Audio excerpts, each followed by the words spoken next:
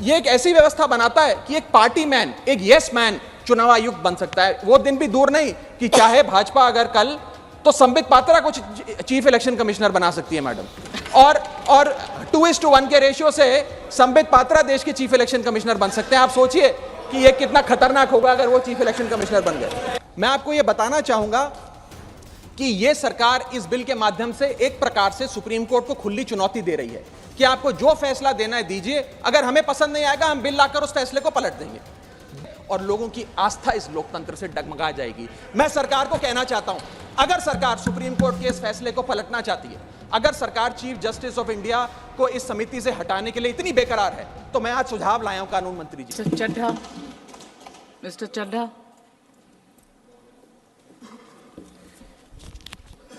क्या बीजेपी भारत देश में निष्पक्ष चुनाव खत्म करना चाहती है? क्या भाजपा की सरकार लोकतंत्र की कोई अहमियत नहीं समझती? क्या भाजपा की सरकार के लिए संवैधानिक संस्थाओं की कोई अहमियत नहीं है? क्या भाजपा सरकार हर संवैधानिक संस्था को अपनी कठपुतली बनाना चाहती है? क्या भाजपा सरकार सुप्रीम कोर्ट के फैसले की कोई सम्मान नहीं करती, उसकी कोई अहमियत नहीं समझती? ये कुछ सवाल हैं जो बिल पढ़ने के बाद मेरे जहन में आए, और वो इसलिए आए क्योंकि इस बिल के माध्यम से ये सरकार चुनाव आयोग को पूरी तरीके से अपने नियंत्रण में लेना चाहती है, यानी कि चुनाव आयोग पे पूर्ण कब्जा चाहती है। मैम, चुनाव आयोग के 3 सदस्य होते हैं, एक मुख्य चुनाव आयुक्त यानी कि चीफ इलेक्शन कमिश्नर और 2 अतिरिक्त इलेक्शन कमिश्नर्स।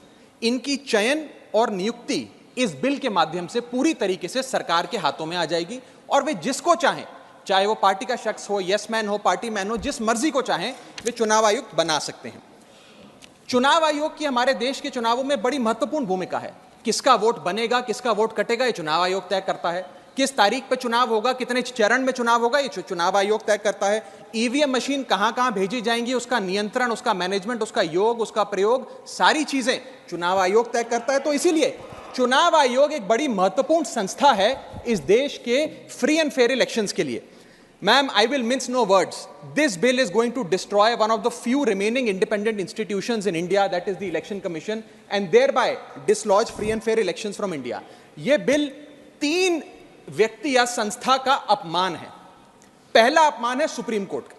क्यों? क्योंकि सुप्रीम कोर्ट ने इसी साल मार्च 2 को 2 मार्च 2023 को 5 जजों की संवैधानिक पीठ ने सर्वसम्मति से एक फैसला दिया, और वो फैसला ये था कि सरकारी हस्तक्षेप, सरकार का कोई भी दखल चुनाव आयोग की नियुक्ति में नहीं होना चाहिए। ये खत्म करने के लिए हम एक समिति का गठन करते हैं। उस समिति के गठन से मुख्य न्यायाधीश को हटाकर एक कैबिनेट मंत्री को डालकर उसका संतुलन बिगाड़ने का काम और सुप्रीम कोर्ट के फैसले को पलटने का काम इस सरकार ने किया, ताकि एक ऐसी व्यवस्था बन जाए जिसमें जो शख्स ये चाहे वही चीफ इलेक्शन कमिश्नर बनेगा।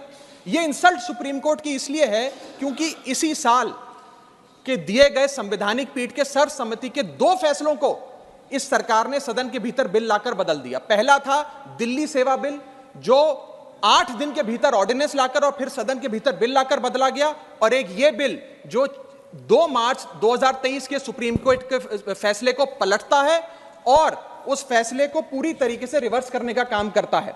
मैं आपको यह बताना चाहूंगा कि यह सरकार इस बिल के माध्यम से एक प्रकार से सुप्रीम कोर्ट को खुली चुनौती दे रही है कि आपको जो फैसला देना है दीजिए, अगर हमें पसंद नहीं आएगा हम बिल लाकर उस फैसले को पलट देंगे। दूसरा इंसल्ट या अपमान इस बिल के माध्यम से चीफ जस्टिस ऑफ इंडिया का है। सुप्रीम कोर्ट का फैसला कहता है कि चयन समिति के 3 सदस्य होंगे, माननीय प्रधानमंत्री जी, माननीय नेता प्रतिपक्ष यानी कि लीडर ऑफ ऑपोजिशन, और 3rd chief justice of India. इन 3 मेंबरी समिति में से इस बिल के माध्यम से सरकार ने चीफ जस्टिस ऑफ इंडिया को हटा दिया और एक कैबिनेट मंत्री को उनकी जगह बिठा दिया।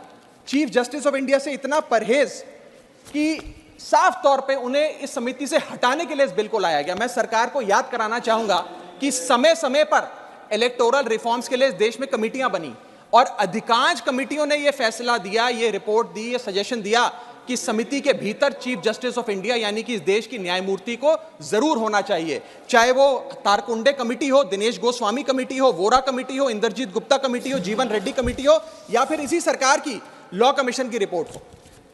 तीसरी इंसल्ट इस बिल के माध्यम से भाजपा सरकार एक ऐसे शख्स की कर रही है जो व्यक्ति भाजपा का संस्थापक थे। जो व्यक्ति आज भी भाजपा के मार्गदर्शक हैं, जो व्यक्ति भाजपा के भीष्म पितामह के नाम से जाने जाते हैं, वो व्यक्ति जो भारत देश के पूर्व प्रधानमंत्री रहे, यानी कि लालकृष्ण आडवाणी जी, पूर्व उप प्रधानमंत्री रहे।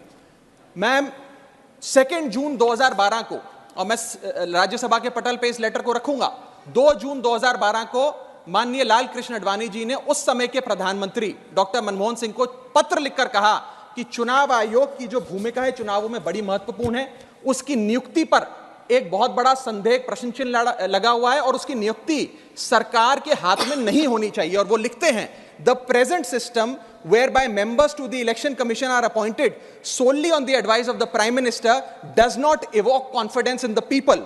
Keeping these important decisions as the exclusive preserve of the ruling party renders the entire selection process vulnerable and open to manipulation and partisanship.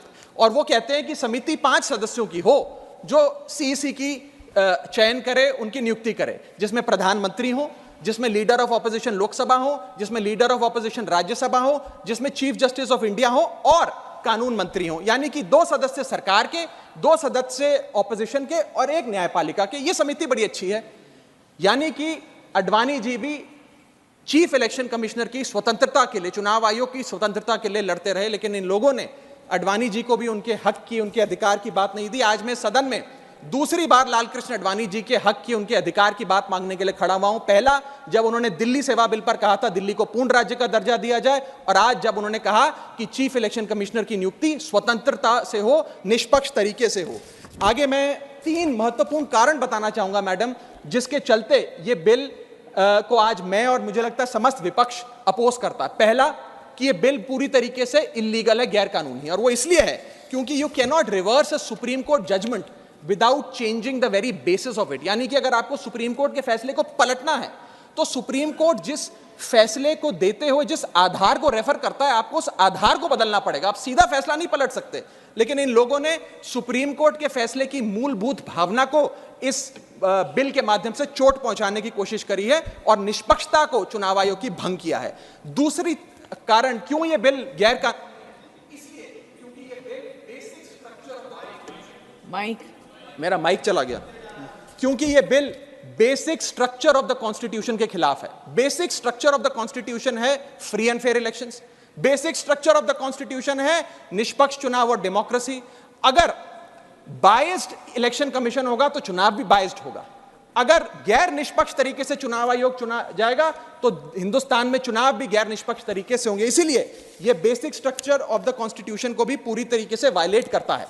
Ma'am मैं आगे बताना चाहूंगा कि दूसरा महत्वपूर्ण कारण क्यों यह बिल एक प्रकार से सरकार के हाथ में चुनाव आयोग का पूरा नियंत्रण दे देता है। Why is the selection committee biased in the favour of the government?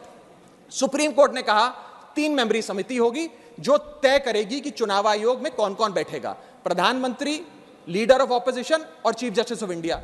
इसमें से चीफ जस्टिस ऑफ इंडिया को निकाल बाहर कर एक कैबिनेट मिनिस्टर को इसमें डालकर पूरा नियंत्रण सिलेक्शन समिति का इन लोगों ने बिगाड़ दिया, जिसके चलते आज इस समिति में सरकार के पास 2 वोट हैं। 2:1 से सारे फैसले मेजॉरिटी से सरकार ले सकती है। इसमें सर्वसम्मति से फैसला नहीं लेना, यूनानिमिटी से फैसला नहीं लेना। सरकार चाहे तो 2:1 से कोई भी फैसला ले सकती है। यानी कि सारा नियंत्रण कौन मुख्य चुनाव आयुक्त होंगे, कौन चुनाव आयुक्त होंगे, ये सरकार के हाथ में आ जाता है।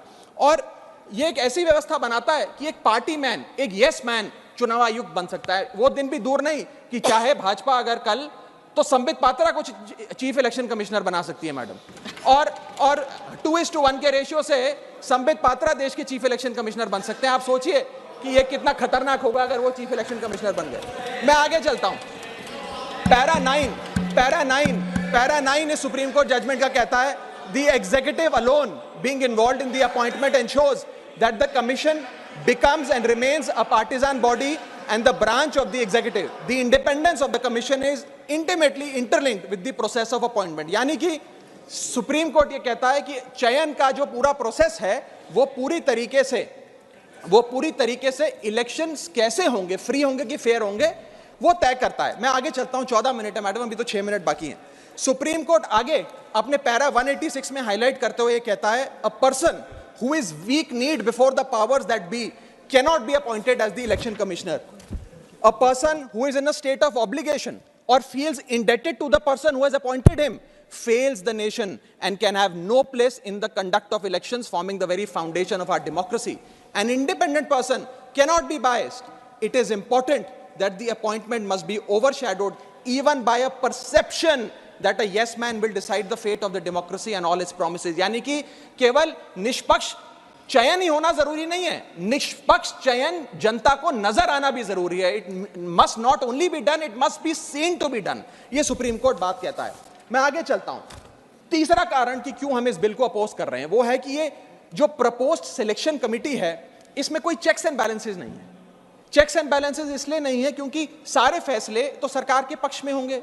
2 मंत्री सरकार के उसमें बैठे हैं, एलओपी को मात्र फॉर्मेलिटी के लिए इसमें बिठाया गया है, तो एक प्रकार का फिक्स्ड मैच इसमें नजर आता है. अब आप ही सोचिए, 3 मेंबरी समिति है जिसमें माननीय प्रधानमंत्री जी हैं, मान लेते हैं हमारे सदन के लीडर ऑफ ऑपोजिशन मल्लिकार्जुन खड़गे जी उसके सदस्य हैं, और 3rd मेंबर अर्जुन मेघवाल जी कानून मंत्री यहां बैठे हैं वो हैं. अब इनकी बैठक चल रही है. इसमें माननीय प्रधानमंत्री जी कहते हैं कि मैं रमेश नाम के शख्स को चीफ इलेक्शन कमिश्नर बनाना चाहता हूं.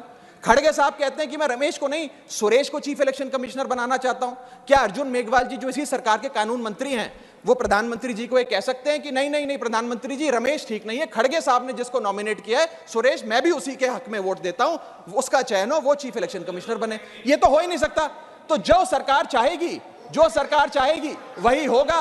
तो एक प्रकार से निष्पक्षता और स्वतंत्रता चीफ इलेक्शन कमिश्नर की खत्म करने का काम ये करती है. हमने एक बचपन में एक मुहावरा सुना था, जिसकी लाठी उसकी भैंस. तो ये पूरी तरीके से इस बिल में सिद्ध होता है कि लाठी भी इनकी तो फिर इस कानून के माध्यम से भैंस भी इनकी. मैं आपको एक और उदाहरण के माध्यम से समझाता हूं. मान लीजिए भारत और ऑस्ट्रेलिया का क्रिकेट मैच हो रहा है. उस क्रिकेट मैच में अंपायर कौन होगा वो एक 3 मेंबर की समिति तय करेगी जो मैच कराएगी. वो 3 मेंबर की समिति में एक ऑस्ट्रेलिया के कैप्टन पैट कमिंग्स होंगे, दूसरे ऑस्ट्रेलिया के प्रसिद्ध प्लेयर डेविड वार्नर होंगे, और 3rd भारत के कप्तान रोहित शर्मा होंगे. अब ये 3 मेंबरी समिति अगर किसी अंपायर को चुनेगी तो वो अंपायर तो हमेशा ही ऑस्ट्रेलिया के साथ होगा क्योंकि 2-1 की बहुमत ऑस्ट्रेलिया के साथ है. तो क्या निष्पक्ष मैच हो सकता है? क्या इंडिया इंडिपेंडेंट मैच खेल सकती है? ऐसा ही कुछ इस चुनाव आयोग के गठन से, इस बिल के आने के बाद इस देश में होने जा रहा है. मैं आगे चलता हूं मैडम, मुझे बोलने दीजिए. इसका माध्यम, मैडम मुझे बोलने दीजिए, मुझे डिस्टर्ब ना करें.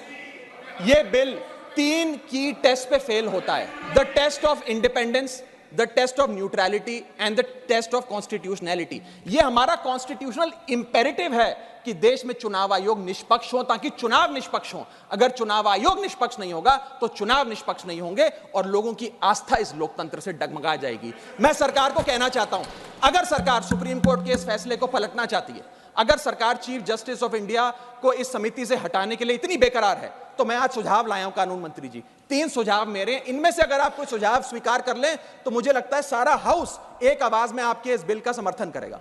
पहला सुझाव यह है, ये 3 ऑप्शन लाया हूं आपके लिए. पहला ऑप्शन यह है कि चुनाव आयोग का गठन, कौन चीफ इलेक्शन कमिश्नर होगा और कौन इलेक्शन कमिश्नर्स होंगे, इसका गठन 2 मेंबरी समिति करे जिसमें 2 लोग हों, प्रधानमंत्री और लीडर ऑफ ऑपोजिशन, ये विपक्ष के नेता. ये 2 मेंबर्स सर्वसम्मति से फैसला ले, यूनानिमिटी से, क्योंकि 2 लोगों में मेजॉरिटी तो हो नहीं सकती. तो 2 लोग सर्वसम्मति से फैसला ले, जो भी नाम तय करेंगे हम सब मान जाएंगे. ये ऑप्शन 1. ऑप्शन 2 मैं देना चाहूंगा सरकार को, जो लालकृष्ण अडवाणी जी ने दिया था. लालकृष्ण अडवाणी जी की बात मान लीजिए, मेरी मत मानिए, आपको आम आदमी पार्टी तो पसंद नहीं, पर अपने पेट्रियार्क फाउंडिंग फादर, आपके पितामह भीष्म लालकृष्ण अडवाणी जी का फॉर्मूला ले लीजिए. 5 मेंबरी समिति, प्रधानमंत्री, कानून मंत्री, leader of opposition in Lok Sabha and Rajya Sabha और चीफ जस्टिस ऑफ इंडिया. ये 5 मेंबरी समिति एक निष्पक्ष चुनाव आयोग का चयन कर लेगी. और तीसरा ऑप्शन, अगर ये दोनों ऑप्शन आपको पसंद नहीं तो मैं आपको वो ऑप्शन बताना चाहूंगा जो कॉन्स्टिट्यूएंट असेंबली में प्रोफेसर शिबन लाल सक्सेना ने दिया था. वो था कि जो भी नाम ये चयन समिति तय करे वो नाम सदन के भीतर लाए जाएं और 2/3 बहुमत लोकसभा और राज्यसभा से नाम पास हो जाए, वो आदमी चीफ इलेक्शन कमिश्नर बन जाए. मैं सकारात्मक बहस कर रहा हूं, मैं ऑप्शन लाया हूं. ये इन 3 ऑप्शंस में से कोई भी ऑप्शन चुन लीजिए. सारे विपक्ष को मनाने की, एकजुट करने की जिम्मेदारी मेरी. मैं अंत में अपनी बात समाप्त करने से इतना बस कहना चाहूंगा मैडम कि ये बिल एक डे लाइट रॉबरी है हमारे देश की डेमोक्रेसी की, लोकतंत्र की. इस बिल के माध्यम से भाजपा डेमोक्रेसी को हाईजैक करना चाहती है.